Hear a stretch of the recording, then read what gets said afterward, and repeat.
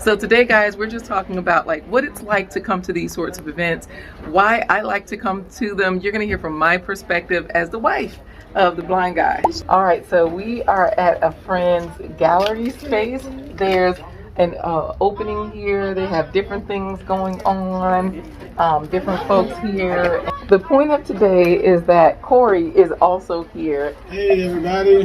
Hey. April vlog. Blah blah blah. Hey bro vlogs. Like, share, subscribe.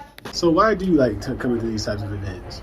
Well, I mean, I think it's important to go to other people's events, especially when you host events yourself. It's a way to network. It's a way to pay it forward.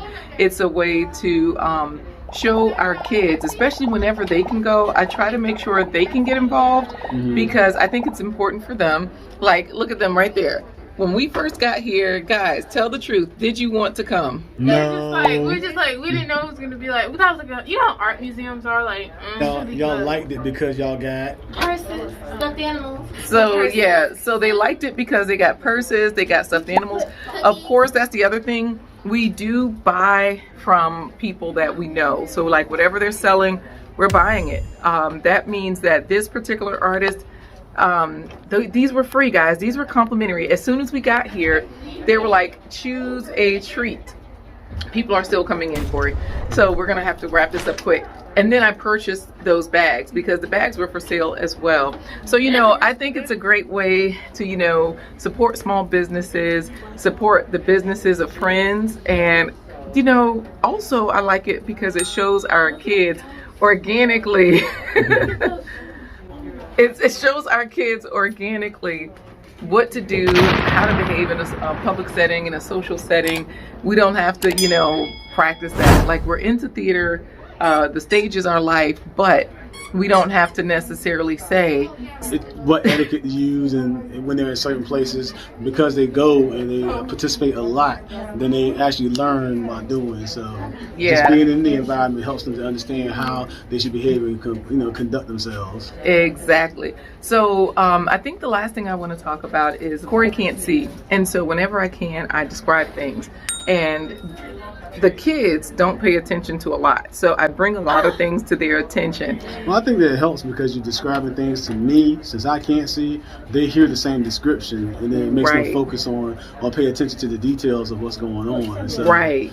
That's what I mean by the kids don't pay attention. They're kids. You know how you were when you were a kid. For that reason, you know, we get a lot of details in when I'm telling you details, Corey, like the outdoor space.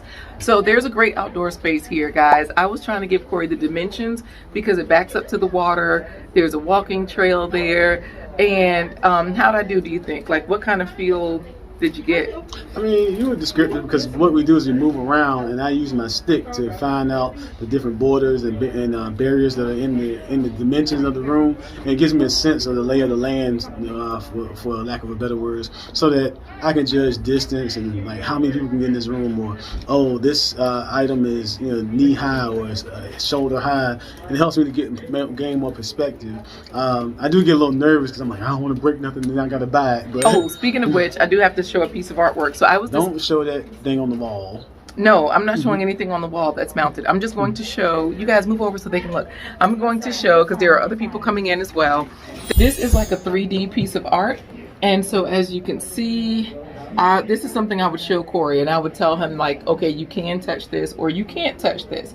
But this is something that I would describe to him as a 3D something, and then I would let him touch it, feel it, only because I know the artist. I know that it's safe, and I know I can afford it, just in case something happens to it. So put it on layaway. So guys, that's my perspective from, you know, a wife and a mom that has children that I want to teach things to, that I have a husband that I'm always constantly describing things to keep them in perspective for him. So I hope you've enjoyed this episode of The Blind Guy, His Wife, Their Life. Peace out.